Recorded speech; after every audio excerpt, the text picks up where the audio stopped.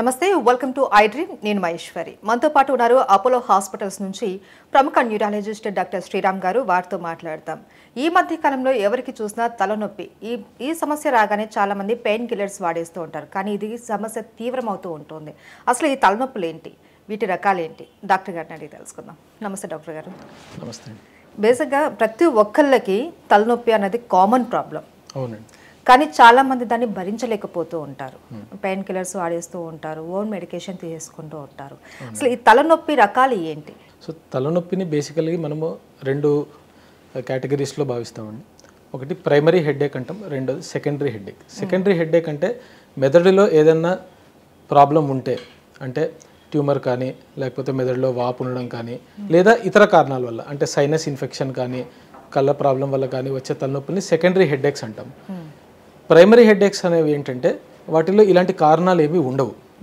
ఈ primary హెడేక్స్లో headache problem ఈ primary headaches అనేవి సెకండరీ హెడేక్స్ కంటే చాలా కామన్ అండి సో ఈ ప్రైమరీ హెడేక్స్ ఆల్మోస్ట్ దాంట్లో రకరకాలు ఉన్నాయి మోస్ట్ కామన్గా మనం చూసేది మైగ్రేన్ ఇంకోటి టెన్షన్ టైప్ హెడేక్ అంటామండి అది ఈ మైగ్రేన్ హెడేక్ అనేది సాధారణంగా 20 నుంచి 45 ఏళ్ళ వయసు మధ్యలో ఉండే లేడీస్కి కానీ ఈ కాలంలో ఎనీ ఏజ్ గ్రూప్లో వస్తున్నాయి మైగ్రేన్ అనేది ఏంటంటే ఇది ఒక క్లినికల్ డయాగ్నోసిస్ దాంట్లో మనము పేషెంట్కి సాధారణంగా లక్షణాలు ఎలా ఉంటాయంటే ఒకవైపు తల బాగా నొప్పేయడం ఆ నొప్పి ఏదో ఎవరో సుత్తిపెట్టి కొడుతున్నట్టు థ్రాబింగ్ ఆర్ పల్సటైల్ అంటాం అలా హెడేక్ ఉండి దాంతోపాటు నాషియా వాంత ఫీలింగ్ రావడము సౌండ్ కానీ లైట్ కానీ ఉంటే ఇరిటేషన్ ఉండడము అది ఈ హెడేక్ 4 గంటల నుంచి 3 రోజుల దాకా ఉండొచ్చండి అది సో ఈ లక్షణాలు ఉన్న వాళ్ళకి మనము ఎంఆర్ఐలు సిటీ స్కాన్లు ఏం చేయించినా కూడా అవి మైగ్రేన్లో నార్మల్ వస్తాయి it is a clinical diagnosis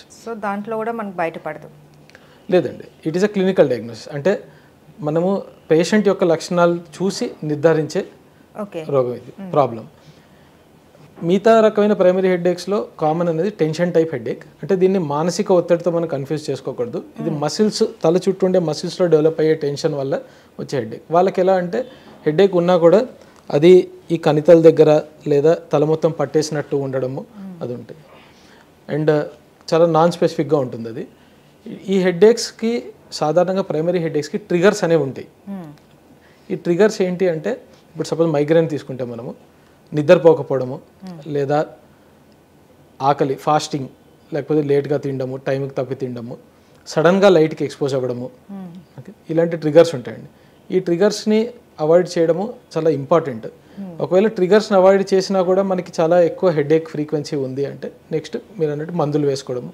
అవసరం పడుతుంది అయితే చాలామంది పెయిన్ కిల్లర్స్ వాడేస్తూ ఉంటారు చిన్న హెడేక్ రాగానే సో ఇది సివియర్ అని చెప్పి వాళ్ళకి తెలియకన్నా ఉంటుంది అంటే నొప్పిని అప్పటికి కిల్ చేస్తున్నట్టు పడుకోబెడుతున్నట్టు మనకి ఈ ప్రాబ్లం పలానా ప్రాబ్లం ఉంది మనకు దీనివల్ల చాలా హెల్త్ ప్రాబ్లం వస్తుంది అని చెప్పి ఐడెంటిఫై చేయలేకన్నా ఉంటారు ఇలాంటి లక్షణాలు వచ్చినప్పుడు దీన్ని సివియర్గా తీసుకోవాలి అంటే దీంట్లో రెండు విషయాలండి ఒకటి ఎలాంటి హెడేక్ వస్తే మనము వెంటనే హాస్పిటల్కి వెళ్ళాలి లేకపోతే వెంటనే డాక్టర్ని కన్సల్ట్ చేయాలి దాంట్లో ఏంటంటే సడన్గా అంటే ఫస్ట్ టైం జీవితంలో విపరీతమైన హెడేక్ సడన్గా రావడం ఓకే అది ఒకటి చాలా ఇంపార్టెంట్ ఎక్స్ట్రీమ్స్ ఆఫ్ ఏజెస్ అంటే చిన్నపిల్లల్లో కానీ పెద్దవాళ్ళల్లో వృద్ధుల్లో హెడేక్ కొత్తగా రావడము అది దాని తర్వాత హెడేక్ విత్ ఫీవర్ అంటే జ్వరం వచ్చినప్పుడు బాగా తలనొప్పి రావడము లేదా హెడేక్ వచ్చి చూపు మందగించడము అలాంటి లక్షణాలు ఉంటే కూడా ఇమీడియట్గా కన్సల్ట్ చేయాలండి ఇవి కాకుండా కొన్ని లక్షణాలు ఎలా అంటే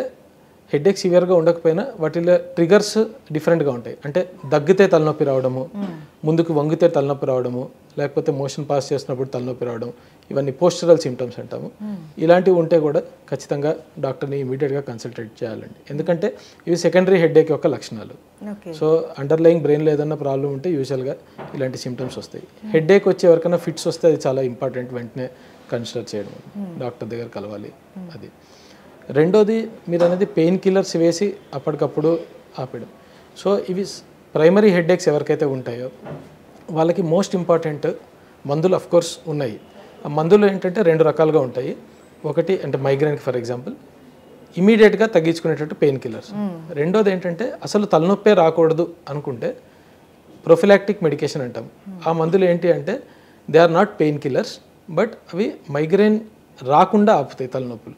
అవి ఒక కోర్స్ ఉంటుంది, డిపెండింగ్ ఆన్ ద పేషెంట్, 3 నెలలు 6 నెలలు అవి వేసుకొని చేయాలి. కానీ వచ్చి మందులు వేసుకుంటే తగ్గిపోతుందని కాదు. మనము life style modification and trigger ఏంటో గుర్తించి ఆ ట్రిగర్ని అవాయిడ్ చేయడం most important. So most people ఇప్పుడు మేము కామన్గా అబ్జర్వ్ చేసేది ఏంటంటే స్లీప్ డిప్రైవేషన్. ఎందుకంటే రాత్రిలో నైట్ షిఫ్ట్లు కానీ చేసి, లేకపోతే మొబైల్ ఫోన్స్ యూసేజ్ ఎక్కువైపోయింది పడుకునే ముందర అది. సో వాళ్ళ క్వాలిటీ ఆఫ్ స్లీప్ బాగుండదు, అందుకని వాళ్ళకి హెడేక్స్ రావడము అవి ట్రిగర్ అవుతాయండి. సో ట్రిగర్ అవాయిడ్ చేస్తే మాటిమాటికి ఈ పెయిన్ కిల్లర్లు అవి వేసుకోవాల్సిన అవసరం పడకపోవచ్చు వాళ్ళకి అది. కానీ హెడేక్ ఫ్రీక్వెన్సీ ఎక్కువ ఉంటే, అంటే మాటిమాటికి హెడేక్ వస్తుంది, మనము మన క్వాలిటీ ఆఫ్ లైఫ్ని ఎఫెక్ట్ చేస్తుంది, మనం సాధారణంగా చేసుకునే పనులు చేసుకోలేకపోతున్నాం అంటే అప్పుడు డెఫినెట్గా ఈ ప్రొఫిలాక్టిక్ ట్రీట్మెంట్ అనేది తీసుకోవాల్సి వస్తుంది. అండ్ వర్టిగో అంటూ ఉంటారు కదా, ఈ వర్టిగో వల్ల ఎలాంటి ఎఫెక్ట్స్ ఉంటాయి? వర్టిగో అంటే సాధారణంగా పేషెంట్లు వచ్చే కంప్లైంట్ తల తిరుగుతోంది, లేకపోతే గిడినెస్గా ఉంది అంటారండి. ఈ వర్టిగో అనేది 2 రకాలు, మళ్ళీ అది కూడా మనం చెప్పుకుంటే, ఒకటి పెరిఫెరల్ అంటాం, ఒకటి సెంట్రల్ అంటాం. మన చెవులలో వెస్టిబులర్ అపారేటస్ అని ఒక అవయవం ఉంటుంది. అదేంటంటే మన బాడీ ఒక బ్యాలెన్స్ని మెయింటైన్ చేయడానికి, అంటే మన తల ఎక్కడ ఉంది చుట్టుపక్కల పరిసరాలతో సంబంధించింది అని మనకు కంటిన్యూస్గా బ్రెయిన్కి సిగ్నల్ ఇస్తూ ఉంటుంది. సో ఇందులో ఏదన్నా ప్రాబ్లం వచ్చిందనుకోండి, మనకి కళ్ళు తిరుగుతున్నట్టు అనిపిస్తాయి. ఓకే, దీన్ని పెరిఫెరల్ వర్టిగో అంటారు అనమాట.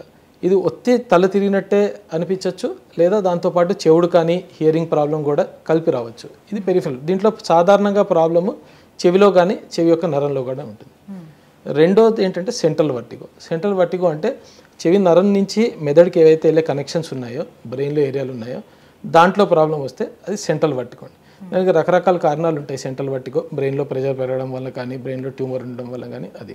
సో ఇది మనం పేషెంట్ లక్షణాలు చూసి క్లినికల్గా మనం ఎగ్జామిన్ చేసినప్పుడు ఇది సెంట్రల్ పెరిఫెరల్ అనేది అంచనా వేసి దాని ప్రకారంగా ఫర్దర్ ట్రీట్మెంట్ ఉంటుందండి. అది సాధారణంగా ఎల్డర్లీ అంటే పెద్దవాళ్ళలో వచ్చే గిడ్డినెస్, మిడిల్ ఏజ్ కానీ పెద్దవాళ్ళలో వచ్చే కొద్దిగా ఉండే గిడ్డినెస్ ఏదైతే ఉంటుందో, నేను కూర్చుంటే కళ్ళు తిరుగుతున్నాయి, నిల్చుంటే కళ్ళు తిరుగుతున్నాయి, ఒక సెకండ్ కోసం తూలినట్టు ఉంటుంది, ఇదేంటంటే దీన్ని పీపీ అంటే benign postural and positional vertigo అంటాం, బీపీపీవి అని అంటాము.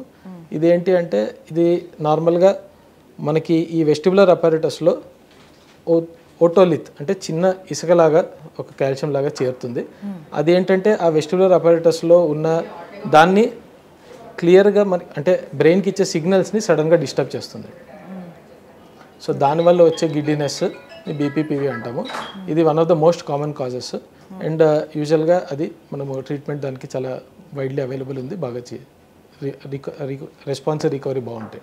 అండ్ చాలామంది ఏంటంటే ఇది ఎప్పుడు ఉండేదిలే, కాస్త నీరసంతో వచ్చే తల తిరుగుడు అయి ఉంటుంది, లేకంటే కొద్దిగా స్ట్రెస్ వల్ల వచ్చే హెడేక్ అయి ఉంటుంది అనేసి లైట్ తీసుకుంటూ ఉంటారు.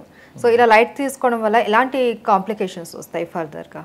మీకు యాజ్ చెప్పినప్పుడు ఈ పెరిఫెరల్ వర్టిగో, సెంట్రల్ వర్టిగో మనకి పేషెంట్ యొక్క లక్షణాలు సిమిలర్గా ఉంటాయండి. అంటే వాళ్ళకి కళ్ళు తిరగడం అనేది, సో వాళ్ళంతటా వాళ్ళు చెప్పలేరు అంటే బ్రెయిన్లో ప్రాబ్లం ఉందా లేకపోతే ఇది ఏమీ ప్రాబ్లం లేకుండా ఉత్తిగా ఇది వచ్చిందని.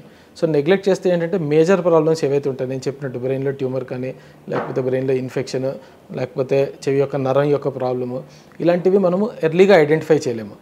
సో ఎర్లీగా ఐడెంటిఫై చేస్తే ట్రీట్మెంట్ రెస్పాన్స్ రెండు బాగుంటాయి. ఎర్లీగా ఐడెంటిఫై చేయకపోతే మిస్ అయితే అట్ లేటర్ స్టేజ్ వాటికి ట్రీట్ అంత ఎఫెక్టివ్గా చేయలేము. సో అందుకని గిడ్డినెస్ ఉంటే it is better to approach a doctor and not ignore it. Okay, right. Thank you doctor గారు. థ్యాంక్ యూ అండి.